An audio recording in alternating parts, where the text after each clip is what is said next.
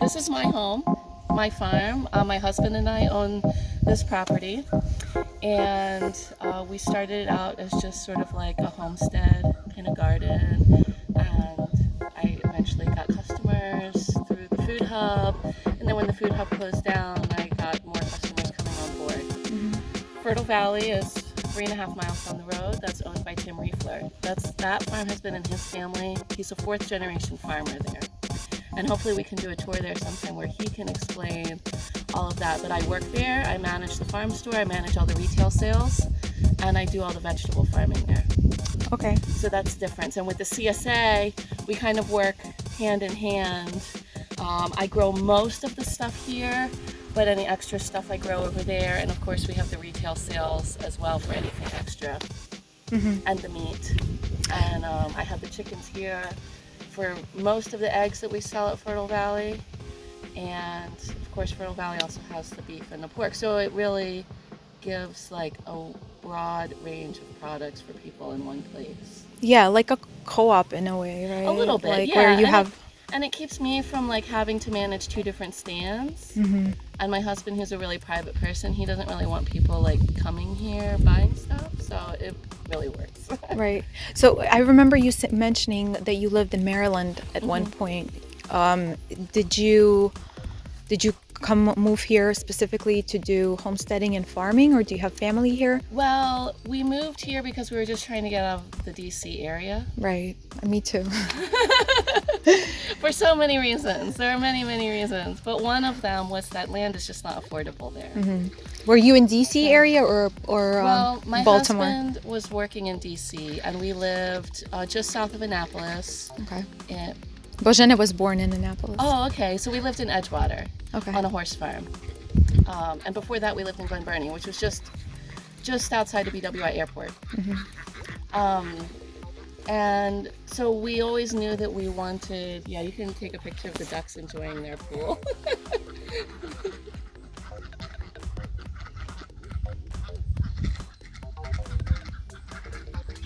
Sorry. Oh, no, that's fine. We always wanted land, and we wanted to be in control of like how we grow our food and stuff like that. And there was no way we could do it in Maryland. We're already looking at the ducks. They're enjoying their little bathtub. We repurposed that bathtub from the trailer over there. Matt built a stand for it and a ramp because ducks are really stupid and clumsy. Ducks do need to have the ability to submerge their heads underwater to clean out their nostrils. Okay. But I'm going to make a new sign. We're going to call this Quack House. I love that. Are you planning on expanding? Yes. Well, I've expanded every year. I don't know if you've seen, sometimes if a Facebook memory pops up and shows me how we started, I'll post that. And literally none of this was here when we moved here. I remember that. I remember when you started, because you moved here not that long ago, right? No, like 5 years? 3 or 4 years ago. 4 years, I think. Right. And there was nothing here. In fact, the duck house was a grape arbor full of diseased Concord grapes, and that was the only thing growing there. This was all lawn.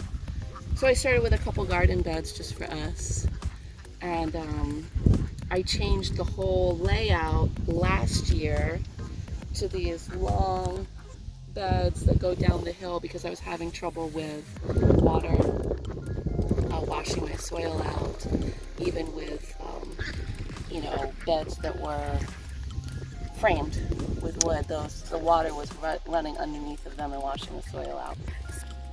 Yeah, you want the beds going in the direction that the water's going to flow. Okay. If you go against the flow of water, so if these beds were going perpendicular to the flow of water, the water would just wash all the soil down the hill. Okay. And this here has the biggest water problem, but I'm hoping that planting perennials here with a strong root system will help hold that soil in place. That's why I don't have many annuals. Yeah. So where did you learn all of these things, or is this like learn as you go? This is trial by error. Okay.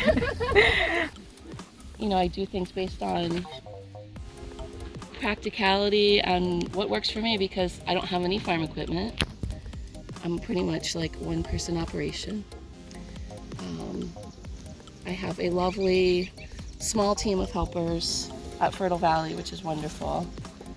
And that's been a godsend this year because we're really expanding over there too. But here it's pretty much, it's just me. Matt helped put the T-posts in, and that was it. So I built all the beds and filled them and planted them. So what would you say your philosophy of farming is? You know, everyone has their own, like you saw the video, there was hydroponics at Bielecki. I know that Anthill Farm is doing agroforestry. What is yours? Is it like practicality? Yeah, practicality and small-scale farming. You know, and I think that puts the smallest impact on the environment, and you know, just keeping everything as local as possible. There's always this debate over, oh, what is sustainability? And there's so many different like levels you could go. To me, the number one sustainable thing is just local. How local can you be? So the hay I use in my paths, that's actually cut here. Tim cuts my hay, and he gives me like 3 or 4 round bales, and that's what I use on my paths. You know, and I sell my food very locally. I don't ship it anywhere. I don't have enough to ship it anywhere. Right, it's been a busy year for you. Yes. So, you know, and the peace and quiet. To me, like running a tractor, it's not very peaceful. Right. I could sit on a mower all day and have my earbuds in, and I used to listen to books on tape, and I would do a lot of mowing. But it's not the same as being out here, like at dusk, weeding in the quiet. I don't know, I just like that. It is like serene. peaceful time. Yeah. It's a good time to get your mental juices flowing and think about things. You know, I'm so excited to see how everyone started their little gardens this year. And in a way, I feel like, well, maybe if they had some fails, not that I want them to fail, but maybe they'll have a little more appreciation for people who do it for a living. Right. But also they should have that connection to where their food grows. And I always say, and I think Stan Bielecki is with me on this, we can't grow enough here to feed even our super local population. But if everyone took it upon themselves to grow a little bit of something, it would make a big difference. I laid stone here because, like I said, these 2 paths had the most water. So I dug a trench and I filled it with stone, and now it needs to be weeded. This has been a little bit of a trial and error for me growing strawberries here. It's difficult. Well, I have a huge slug problem. I think everyone has a slug problem with strawberries. And I'm finding that the slugs really like the pallets because they hide under the slats. Oh, I see. And then they come out and eat everything down at night. So I have certain areas where the strawberries are doing well. And so my philosophy is if they do well, then that's great. They've found a place that they like. And in areas where they don't do well, then I'll plant something else. And then on this side here, the gooseberries here. I see them, I noticed them. Yeah, and they're doing well. So I think I'm gonna buy some more next year. And then this is all different kinds of raspberries. I have black raspberries and yellow ones and red ones. And they've really taken off. This is what I was hoping for them to spread so that they fill in. This is majorum, and I really like this too because it holds the soil in. It's a very hardy perennial, and I think it looks nice. Yeah. And it smells nice. I have actually 3 different kinds of celery here. I have 2 kinds of Chinese celery. There's a pink celery, pink celery and white celery. And then in the middle is like the regular green celery. I didn't know there were so many celeries. Yeah. I think like the pink and the white, it has a little more of a better taste. I'm always surprised when I try new vegetables. Last year was my first year growing celery, and I'm not a celery fan, and I'm still not a fan. But the reason I grow it is because there's a huge difference in flavor between this garden celery and the grocery store celery. And I think everyone should at least try it once and realize how bland and tasteless, just like everything else at the grocery store is. And it's not hard to grow. And the slugs like it. That's why it looks so small right now. But Small but very concentrated in taste. it is very concentrated in taste. Here, you want to taste one? Sure. This is this is the Chinese white celery. And it's not as crisp either. Most food scraps I throw to the chickens and the ducks. Yeah, if I have bones with a little bit of meat on, I throw them out there too. They like it.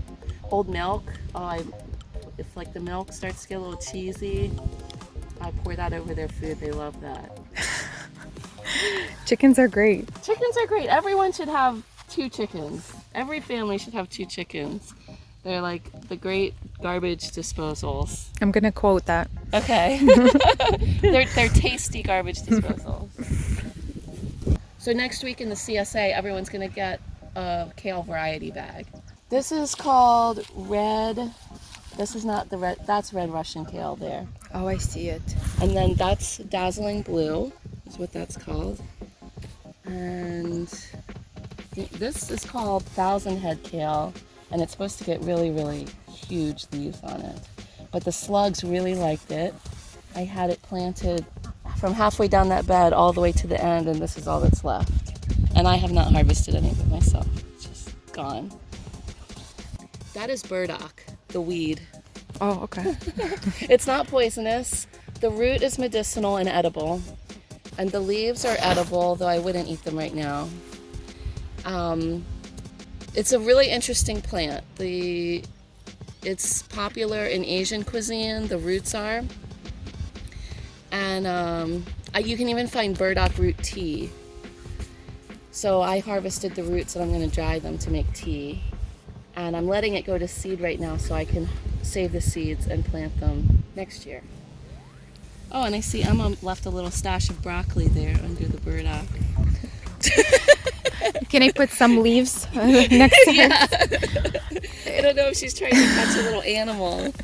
But yeah, they come up very early, so you can eat the greens when they first start coming up. And basically, as soon as the soil can be worked, you can dig the roots. As soon as I harvest stuff, I replant it. So we don't have any beds that are empty. So what do you use for fertilizing it? I bring in mushroom soil. So that has nutrients in it. Yep. It's really just composted hay. Well, we're the #1 state for mushroom production. Wow. So it's another local product that you can get. And, it's perfectly fine to plant in. And I don't find that I need to provide additional fertilization than that. But I do, in the fall, when I clean all the coops out and stuff, I do put chicken manure and stuff down. But you can't put that down and then plant in it. It has to go down. So at the end of the season. Yeah. Okay. And I also let the chickens and the ducks in here at the end of the season. So they come in and they clean stuff up. So the white ones are Peking ducks. And the tan ones are buff ducks. The speckled ones are Welsh Harlequin. And the black ones are Cayuga. Cayuga. So just like different breeds of chickens, different breeds of ducks have different qualities. I like the Pekins, they lay huge, huge eggs. And the Cayugas are supposed to lay like a greenish egg. Nice. That's why I got a couple of those. I thought they would be cool. No other reason than that. Well, ducks are pretty unique here. Not a lot of people have them, and I already told you I'm a fan of duck meat. I am too. And if I can find someone who will process them for me, I will raise more of them. Everything is delicious here. Does Emma just walk around and eat the whole day? Yeah, she does. And I do have to scold her sometimes because I say, if you're not going to eat it, don't pick it. She can eat as much as she wants, but it drives me crazy when she eats like what's under that burdock plant. When she just picks stuff and wastes it. Leaves it for the fairies. Leaves it for the fairies, right? To plant onions like everywhere in the spring. And then if I need the garden bed, I'll just harvest them as spring onions. I have shelves with lights on them in my basement, and I can start up to 24 flats at a time. And then I have a cold frame there on the side of the garage. But it's like the spring weather, trying to get those plants out and hardened off in the spring. For some reason, the brassicas, I don't do well with them.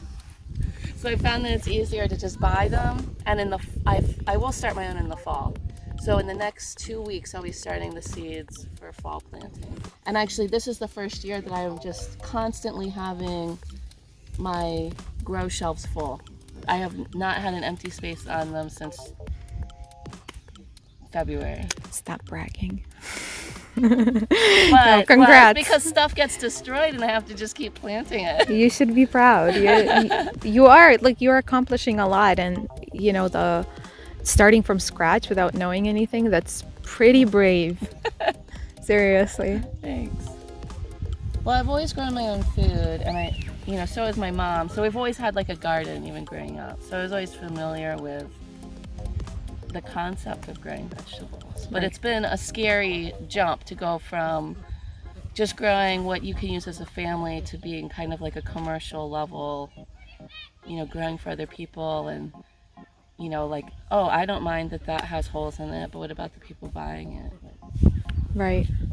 Most of my customers, the stuff tastes so good that they don't really care. You're going down the stream? Okay, go ahead.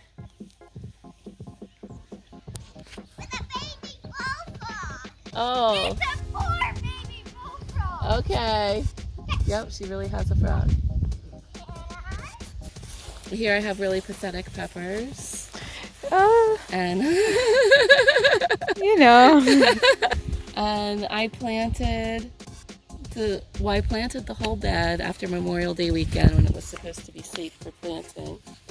And then we got a frost on June 1st. I remember. And I only had enough plastic to cover half of this bed. So the stuff that was covered, it lived, but it wasn't happy. And then everything else died, and I had to buy new plants and replant it. And it made me sad because I started all these from seed like in February.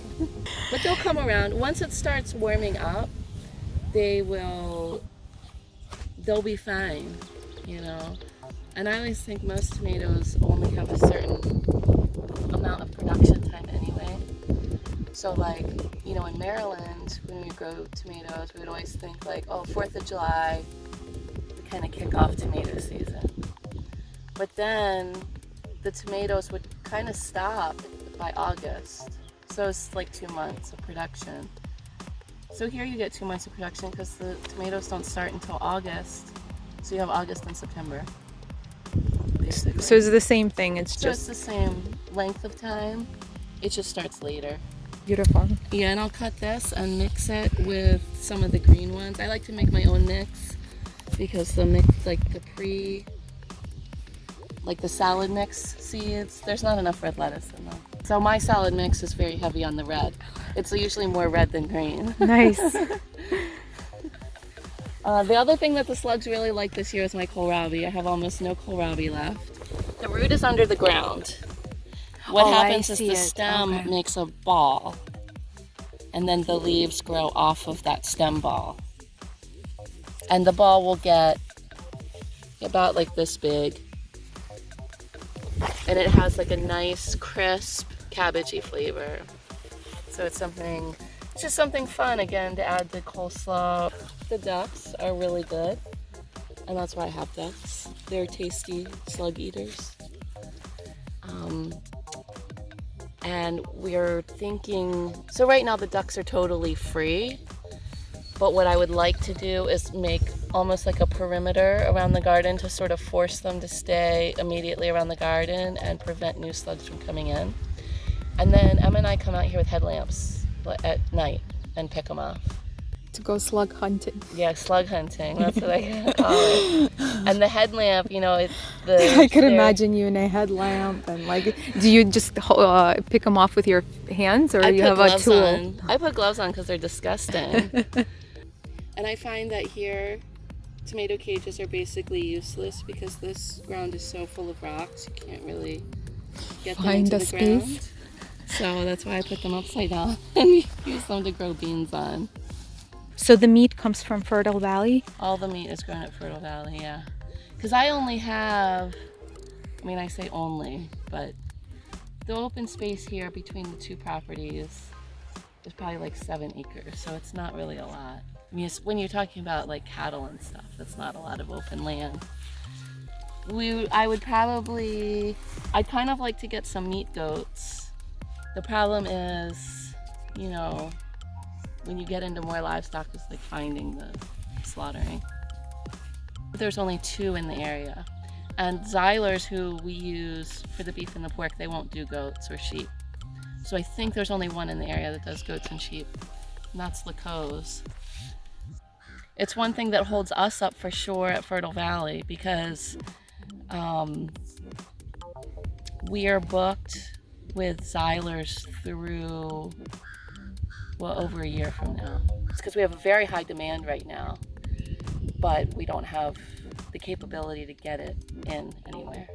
So that's something that, you know, if anyone is looking for a business opportunity, that's definitely something that it would be appreciated here. Oh, for sure. And there are things in the works for, you know, to fill that need.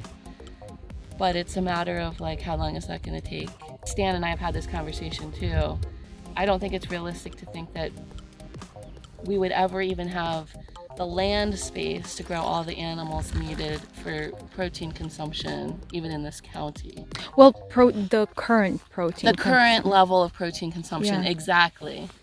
And I kind of like get a little bit preachy, you know, here. Again, I can go back to everyone should have 2 chickens. If everyone had 2 chickens on a tomato plant, it would make a big difference, right? Yeah. Eat more eggs, eat less meat, and when you eat meat, you got to eat more than just bacon and eat the whole thing. And New York strip steaks. Like there's, you know, I was talking to a friend, and because I wasn't complaining, because it's just interesting to me that, you know what you don't know, what you've been exposed to. Because even this stuff I didn't know until I started working with animals and slaughtering animals, that there's only a certain amount of cuts from an animal. So when we slaughter 2 beef and somebody asks for, I don't know, 20 New York strip steaks, well, that's like a whole beef's worth of strip steaks. Yeah. Like, then I won't have any for anybody else. Or if somebody orders 10 minute steaks, 5 London broils, and 3 top rounds, well, that all comes from the same cut. Yeah.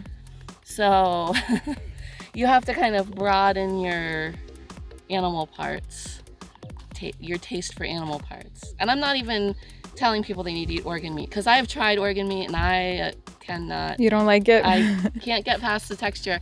I'm hoping that we can start shifting public mindset into just thinking about what gets thrown away. Because I think part of the problem in feeding the public is not necessarily what can we grow on an acre, but it's how much food gets wasted. So one thing that really opened people's eyes up with this pandemic was the huge problems with our food distribution system, right? So it's food distribution and it's food waste that make feeding people difficult. It's not really growing the stuff. I mean, yeah, we had a shitty spring, and I had a lot of stuff fail, and I had a lot of stuff that was ready when it wasn't supposed to be ready, and I have stuff that never got ready, and I just had to till it up and start over again.